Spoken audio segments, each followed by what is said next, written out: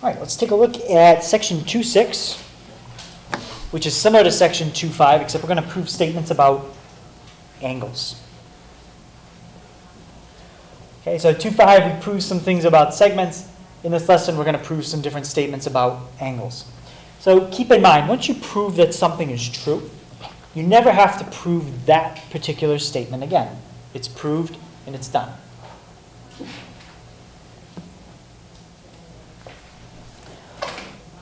We'll start out with a few theorems having to do with angle congruence. Okay, and we've looked at these theorems many times. They're the reflexive, symmetric, and transitive properties. Okay, we've applied these properties to equations. We've applied them to segments. Now we're going to apply them to angles. Anybody remember what's the idea of reflexive? You don't have to tell me specifically to angles, but just in general. What's the idea of the reflexive property? Luke? Okay, when you flip it from one side to another, that's the symmetric. But that is one we're going to do. So flipping left and right is symmetric. Yeah, reflexive? Is something equals itself? Yeah, it's when something equals itself. So with angle congruence, we would say something like, for any angle, in this case angle A is congruent to angle A. An angle is congruent to itself. Okay, the next one, which Luke mentioned, that's the symmetric property. That's when you flip what's on each side. So if angle A is congruent to angle B, that also means angle B is congruent to angle A. Okay, and the way you would start to prove some of these statements is you'd use the definition of congruence. Right, so symmetric would be very easy to prove. Okay, if I was going to prove it, I would start out with what's given. Angle A is congruent to angle B. Then I'd use the definition of congruence to say that that means the measure of angle A equals the measure of angle B. And once I have it as an equal sign, then I can flip what's on each side, because that's the symmetric property of equality, which we've already proved. And that would give me measure angle B equals measure of angle A. And then again, using the definition of congruence, if the measure of angle B equals the measure of angle A, then the angle B and angle A are congruent. All right, so this would be a proof you could do, I think, in about 4 steps. And really not using that many different reasons. Okay, and the transitive property. Okay, so the transitive property is when you get that chain of things, in this case with angles. So if angle A is congruent to angle B, and angle B is congruent to angle C, then that means angle A is congruent to angle C. Okay, we're not going to prove all of these, but maybe we'll prove, we'll try proving one of them and see how we do. In fact, you know what, I think maybe we'll try the transitive property.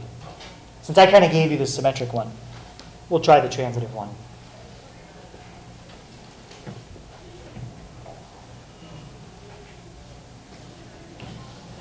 Okay, it's a little bit longer, the proof, than the symmetric property. Not bad, but basically the reasons that you're going to use are, you're going to use the definition of congruence a lot. Okay, in fact, you might end up using it 3 or 4 times, the same reason. So that's what makes it a little bit easier. Okay, everybody have all 3 properties? All right.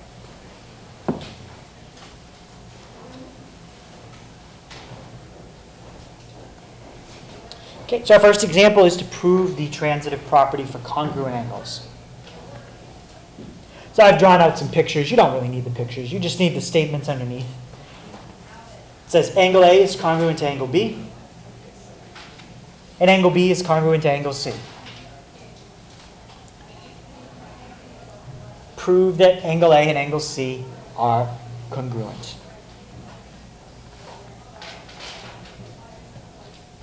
All right, so we started out with the first 2 statements that they gave me, and the reason I wrote them, that's my given.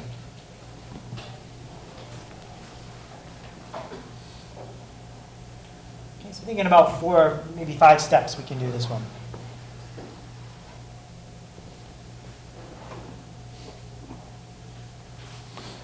Okay, what can I say now? If I know angle A and B are congruent, and I know angle B and C are congruent, what's usually the next step you can take? Yeah? The measure of angle A is equal to the measure of angle B. Yeah. The measure of angle A equals the measure of angle B. And you know what? The book might do this in a next step, what I'm about to write, but let's put it all in step 2, because it's going to be the same reason. What else could I say? How about someone different? Measure of angle A equals the measure of angle B. And how about Olivia? The measure of angle B equals the measure of angle C. Yes. Both of these are facts that come directly from the first statement. What's the reason for both of those statements?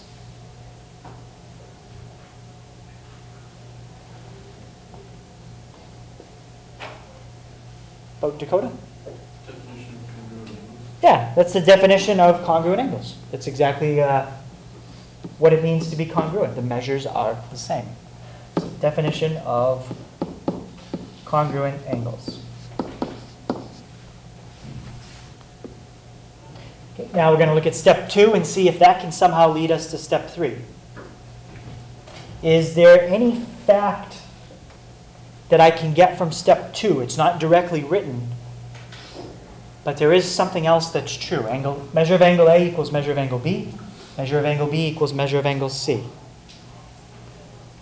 What would be the next facts that would come from that? Yeah? Measure of angle A is equal to the measure of angle C. Yeah, the measure of angle A equals the measure of angle C.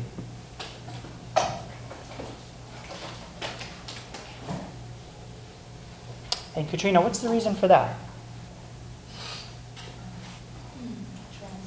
Yeah, that's the transitive property. Does anybody have a problem with me using the transitive property here? I thought that's what we were proving. Are we proving the transitive property? You can't use what you're going to prove in the reason.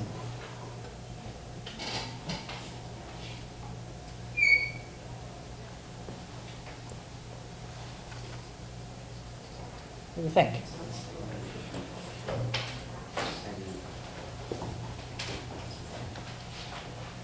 What am I proving here exactly? Somebody be very specific about what we're proving. Oh, James? Not the measure of angles. What property are we proving? Transitive. Transitive property. Anybody be a little bit more specific than that? Congruent angles. The congruent angles. Okay? The transitive property that we're going to use in step 3, that Katrina said, is perfectly correct, because it's not what we're trying to prove. This is the transitive property of equality. That's a different transitive property. We've already proved that earlier in the year. So this is where it is kind of important to write a little bit more than transitive property. Write which transitive property. This is the transitive property of equality. So it's perfectly fine to use that transitive property. Okay, Anthony, what would my last step be?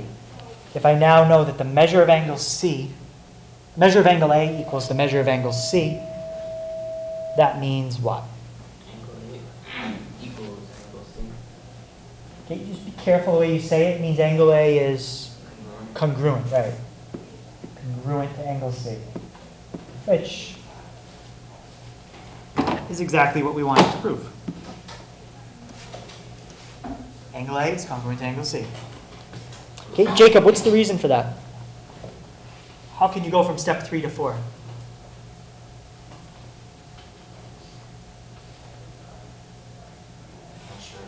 Okay, well, given that step 3 is true, we're saying the measure of angle A equals the measure of angle C. That's a definition of something. Do you remember what that's the definition of? two angles have the same measure, then they are not equal. Angles can't be equal. They have to be congruent. That's the definition of congruence. And that's the same reason we used in step 2.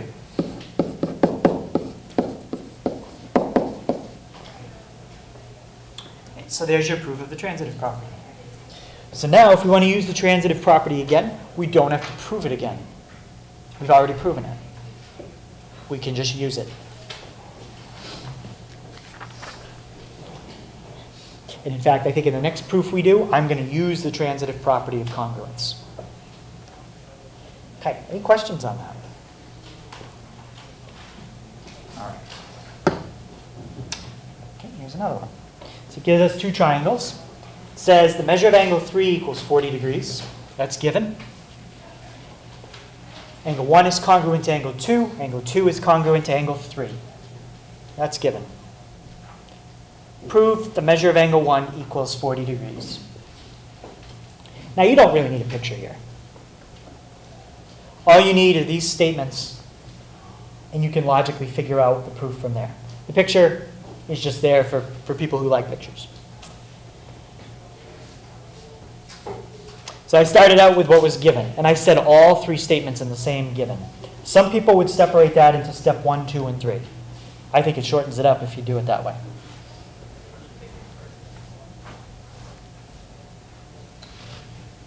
Okay, step 2. Now, we might not use everything that was given in the next step, but we're going to use a couple things to get to step 2. Anybody see another fact you can say for step 2 based on a couple of the things that were given in step 1? And this is going to tie in with what we just proved. And we're not going to have to prove it again. Denver?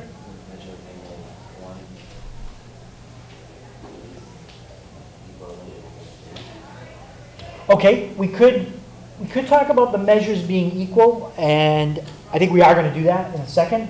But there's one thing we can say before that without starting to talk about measures yet. Yep, something involving angle 1 and 3. We can say that angle 1 and 3 are what? Yes, we can. Good. Angle 1 is congruent to angle 3. What's the reason for that? That's the transitive property of angle congruence. That's the whole proof we just went through. If we hadn't gone through that proof, we would have to have all these steps right here in this proof right now. Okay? But since we've already proved it, we can just write transitive property of angle congruence. Okay, that's what we just proved. Okay, step 3. Now we can say what Denver was going to say having to do with the measures. If those angles are congruent, then their measures are equal. And Eric, what's the reason for that?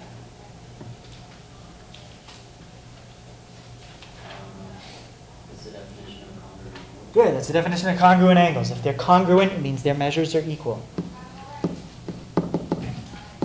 Definition of congruent angles.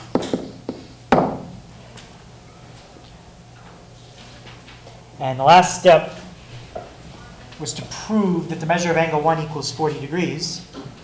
Well, I can write that now. Does anybody see the reason why? This goes back to another piece of information we were given, but we hadn't used yet. We just used it. Yeah? Measure of angle 3 is equal to 40 degrees, so that means the measure of angle 1 is equal to 40. What's your reason for, how can you justify that? We need a property.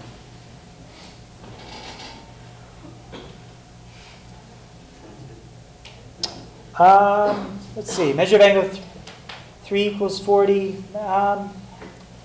You could kind of argue transitive, but I think there's something that's even simpler, Katrina? Substitution. Yeah, it's substitution. Okay. If the measure of angle 3 equals 40, and we know the measure of angle 1 equals the measure of angle 3, change the measure of angle 3 to 40 degrees. That's part of the given. And by doing that, that's substitution.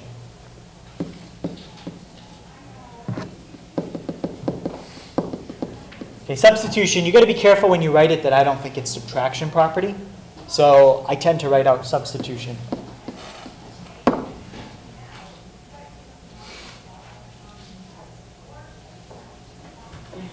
And there's our proof that angle 1 is 40 degrees. Okay. Now, this proof right here would not really help us to ever prove anything else in the future, because it's a proof about a very specific problem.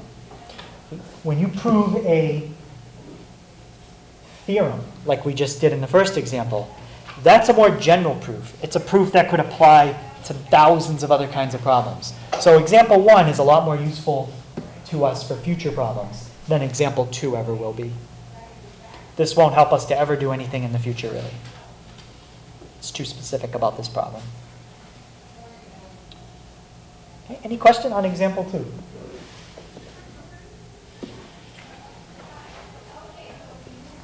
All right.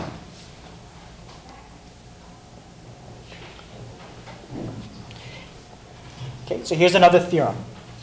It says all right angles are congruent.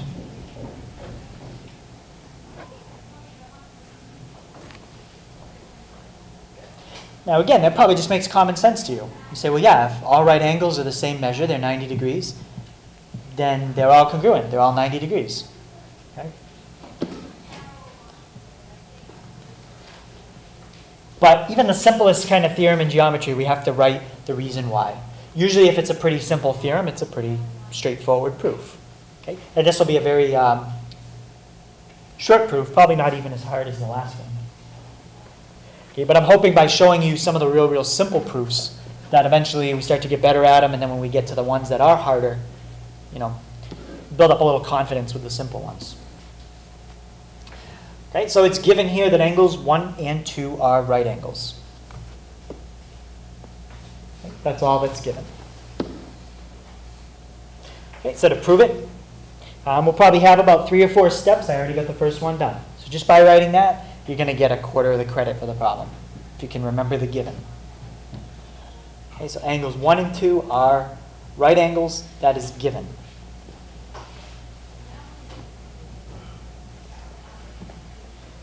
Okay, what could you naturally say next? It'd be a fact that would come immediately from this statement. If angle 1 and 2 are right angles, then what do we know? Well, actually, we can say 2 things. Let's just start with angle 1. Then we can say the same thing for angle 2. Selena?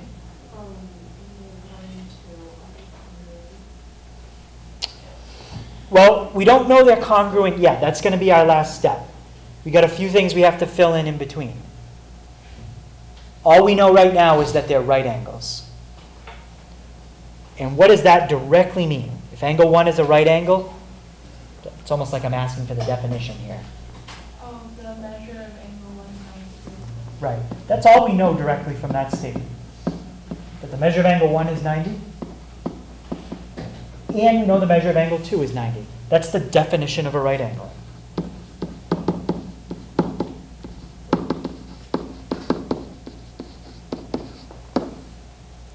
Okay, definition of a right angle.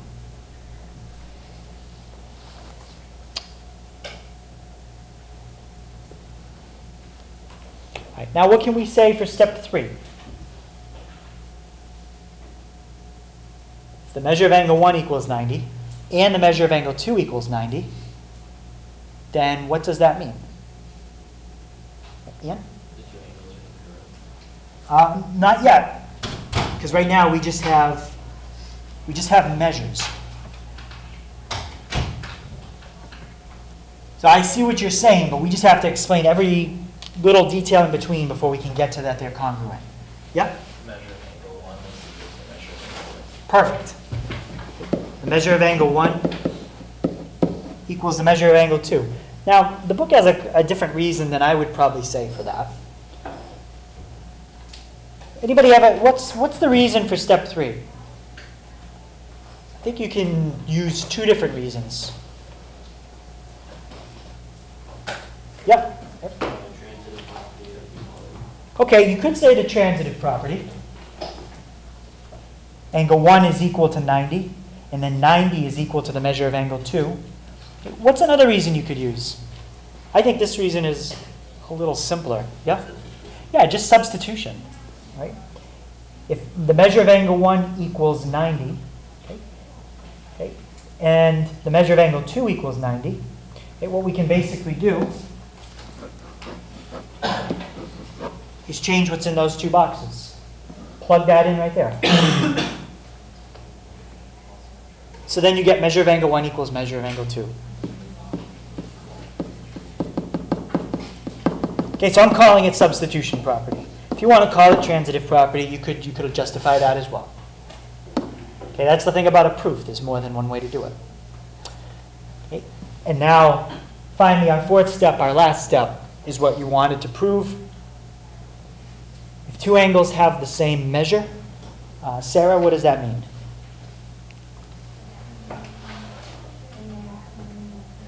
Then they are congruent. Yes. So now we can say angle 1 is congruent to angle 2, which is exactly what we wanted to prove. Prove that these two right angles are congruent. Okay. And that's the definition of congruence.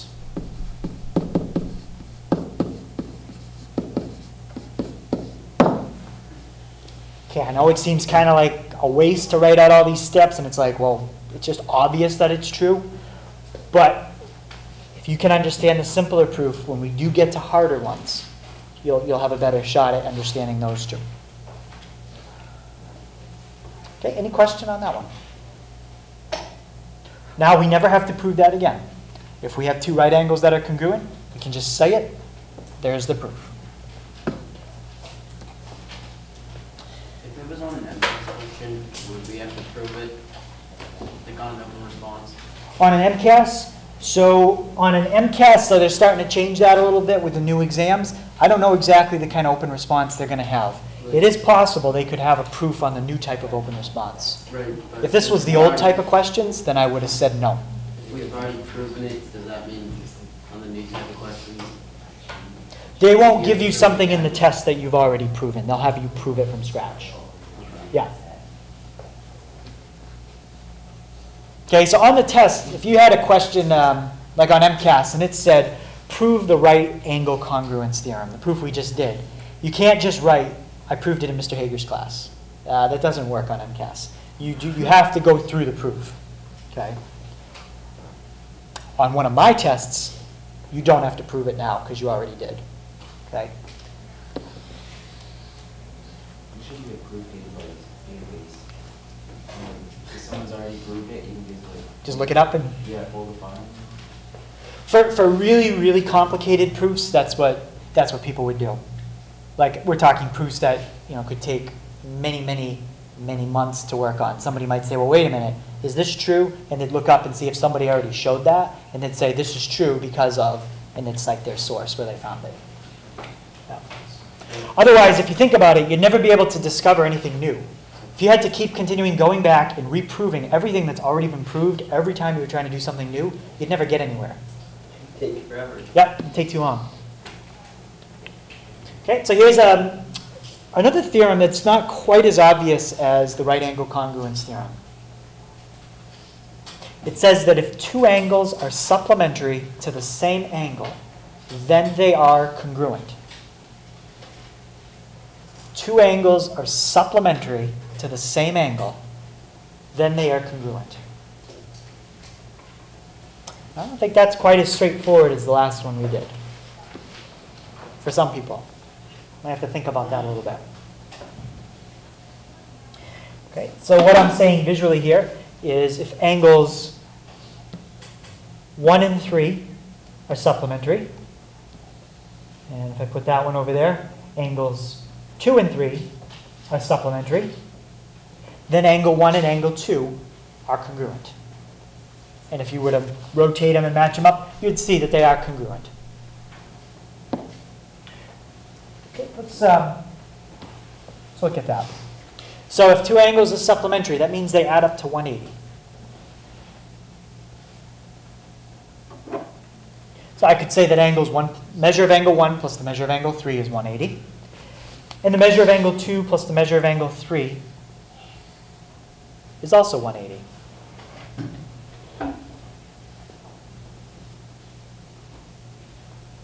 What else is true?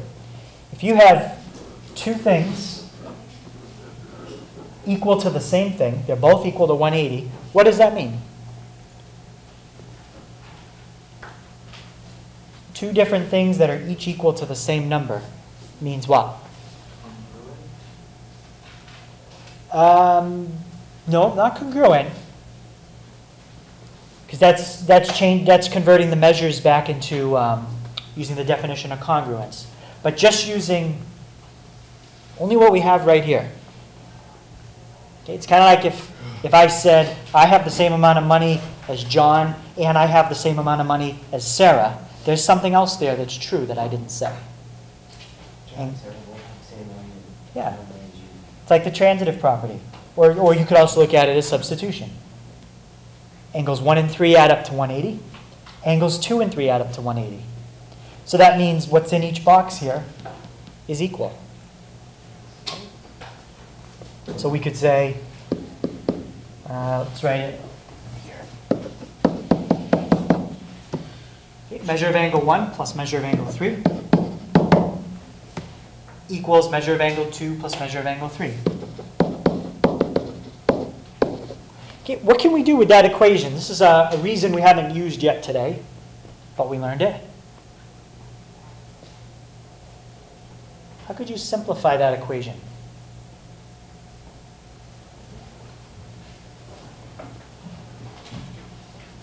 It'd be kind of like if you had an equation, let's say x plus 4 equals 2x plus 4.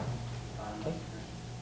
Well, there's nothing to combine for like terms on, you have to move things from side to side. Measure of angle 1 is equal to measure of angle 2, because you would take out the 3's, because Right. those cancel each other out. Yeah, you could subtract the same thing from both sides. And what happens when you do that? They cancel out. That's the subtraction property of equality. Now we can say that the measure of angle 1 is equal to the measure of angle 2. And if the measures are equal, the angles are congruent. That's not a formal proof, but that's the thinking behind the proof if you were going to prove the congruent supplements theorem. What would that step be? Well, the first step would be the given. The second step, I would say, is substitution. The third step is the subtraction property of equality, which, let's go back to where we were. This step would be the subtraction property of equality. And then the fourth step, if you were going to say this, angle 1 is congruent to angle 2. That's the definition of angle congruence. The measures are equal, so the angles are congruent.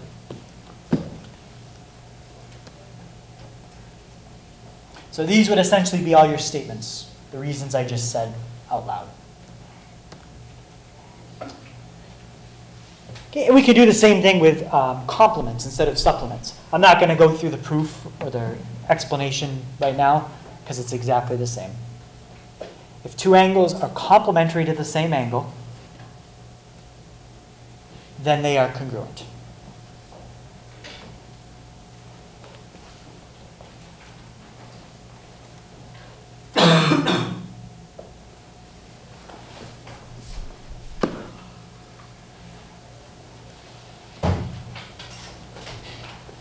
Okay, and the reasoning here, well, let's say angles 4 plus 6 added up to 90. Angle 5 and 6 added up to 90. We have two different things equal to the same thing. That means what's in each box is equal to each other. You'd have angle 6 on each side of the equation. It would subtract and cancel. And you'd end up with measure of angle 4 equals measure of angle 5. And then by the definition of congruence, angle 4 and 5 are congruent.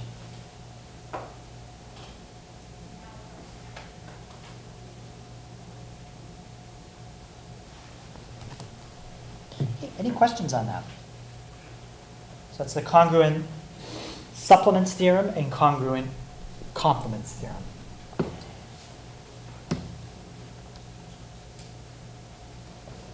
Again, I'm not going to do a formal proof of those two, just because we've done quite a few proofs. Okay, the next one is the linear pair postulate, okay, which says if two angles form a linear pair, they are supplementary. What word here tells you this is not something you would ever prove? It's a postulate. A postulate is a statement that's given to you, and you don't have to prove it. It's a fact. Okay? The reason, you've got to have some facts. You can't prove every single thing in geometry. Okay? You've got to have some facts that you just accept that are true and use them to prove other things. Okay, so as a picture, that's what the linear pair postulate means. Okay, remember, a linear pair, that's two angles that are adjacent to each other. And their opposite side, and their sides that are not common form opposite rays. That's a linear pair. Okay? In other words, their sides that are not common make a line. Okay? That's where the linear pair comes from.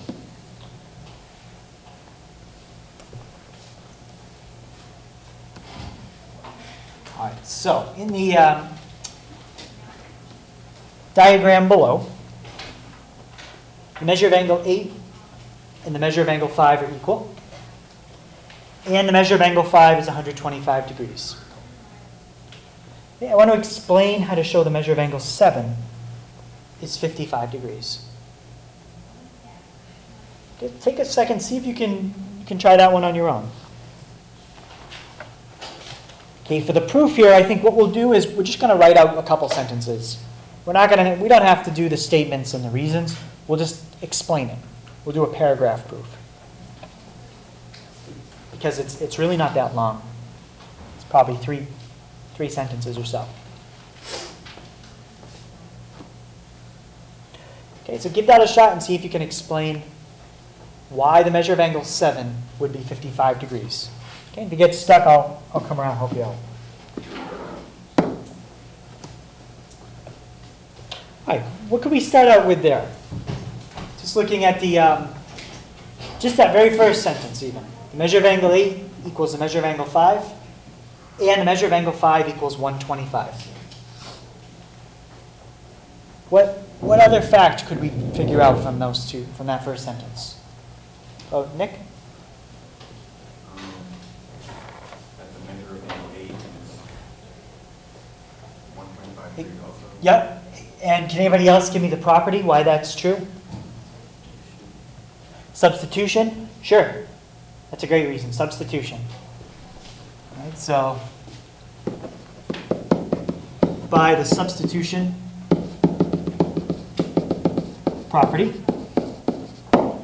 let's see, the measure of angle 8 equals 125 degrees. Good. All right. Now, what could I say next? Now, this is going to involve more of the looking at the picture. Ian? Measure of angle 8 plus measure of angle 7 equals 180. Yeah. We know that angles 7 and 8 added together, they're a linear pair. So they add up to 180. Okay, so from the diagram, we know, and I'll write down the equation we know. Measure of angle 7 plus the measure of angle 8 equals 180. What's our reason? That's basically given to us in the diagram. And now we only really have one step left. What's my last step? Okay, my last step is going to give me that, but how do I get to that step? From 25 minus 180 is 55. how'd you do 180 minus 125? Where'd that come from? Well, since the angle 8 is equal to 125, Yep. you can subtract 180 minus 25 in a straight line and find out when the measurement is Okay, one key word we have to say in there. What's the key word? Everything you said was good, except we need one thing. One property we're going to use.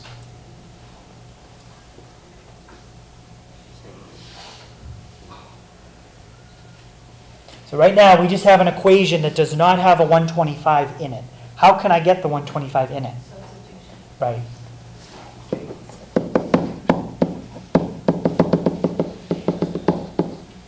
Okay, so by substitution, the measure of angle 7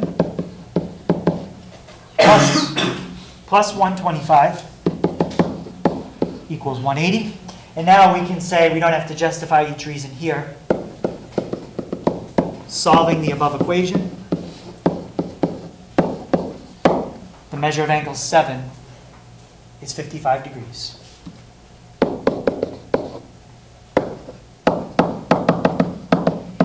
This is the first time we've written a proof this way. This isn't statement reason, it's just writing out a sentence and explaining each sentence as we go. Generally, we won't do proofs this way, but I just wanted to show you that you could.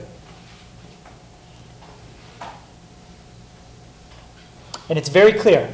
So anybody that's reading this, even if they didn't understand too much about geometry, they could probably read this proof and understand why the measure of angle 7 is 55 degrees. Okay? That's always a good thing. If you can hand your proof to somebody that doesn't know very much about what you're learning about, and they understand your proof, then you've done a good job proving it. If they don't understand your proof, then there might be something there that's not clear. All right, and let's finish up with vertical angles. Anybody remember what we said about vertical angles earlier? Yeah, they're congruent.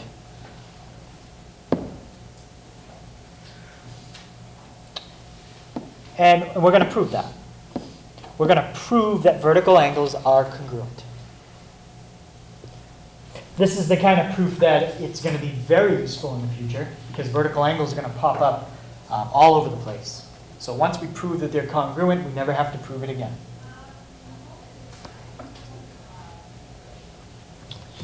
Okay, so here's our diagram. I'm telling you that 5 and 6 are a linear pair, and that 6 and 7 are also a linear pair.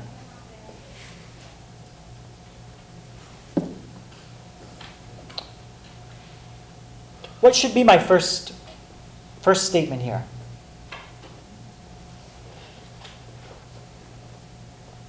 Oh, Alyssa, what should I say right away?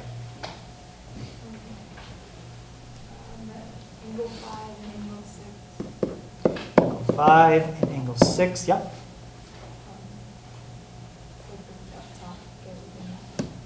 Are a linear pair. Yep. Are a linear pair. And while we're stating that, because 6 and 7 are also a linear pair, why don't we just put that in at the same time? Angle 6 and angle 7 are a linear pair.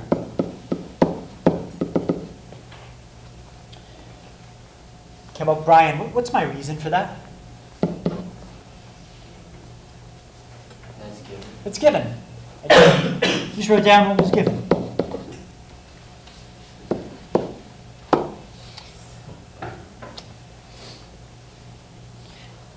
Right, now there's a couple ways you could kind of go from here. I'm going to use kind of a shortcut. I'm going to use another theorem that we learned today. Okay. What does it mean if angles form a linear pair directly? It means that they are what?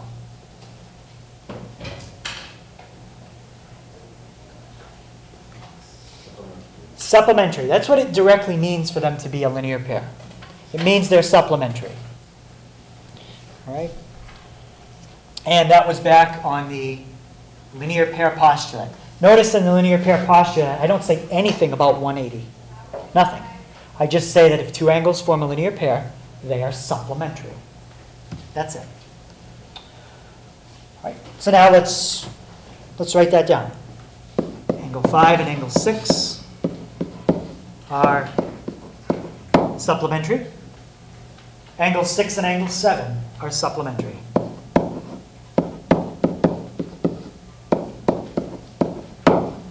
The reason? That's the linear pair postulate.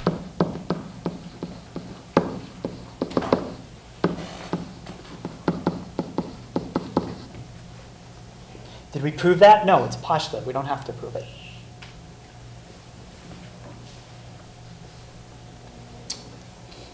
And I think that's pretty much it.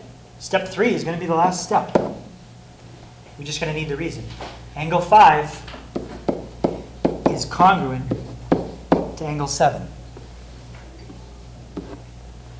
Anybody see the reason why? 5 and 6 are supplementary. 6 and 7 are supplementary. Yeah? Definition of congruent supplements. So the definition of congruent supplements would be if we're changing measures into congruence or congruence into measures. So we're not changing. So you kind of have two ideas together into one in one statement. So definition of congruence is what I just said. This is the congruent supplements theorem.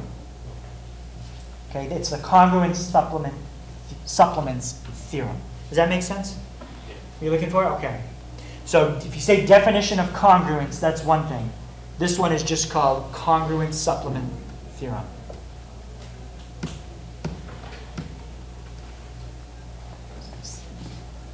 Okay, and let's write that, and that's our final answer. In fact, use the symbol. Congruence supplements theorem.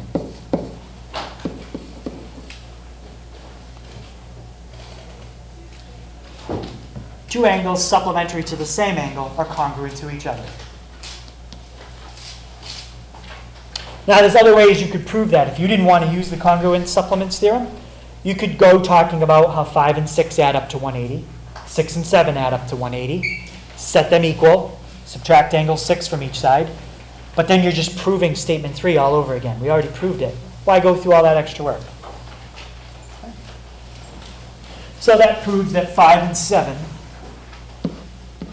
are congruent, and that always proves now vertical angles are congruent.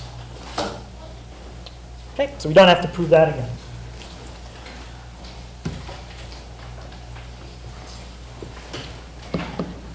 All right, so for tonight on page 112, okay, I'd like you to try 4 through 10, all, 12, 14, 19, 24 to 28, and 38 to 40, all. So for MCAS, I think what we'll do is let's try to get the first half of the multiple choice done today. We'll do the second half of the multiple choice tomorrow, and that'll just leave the open response for Thursday.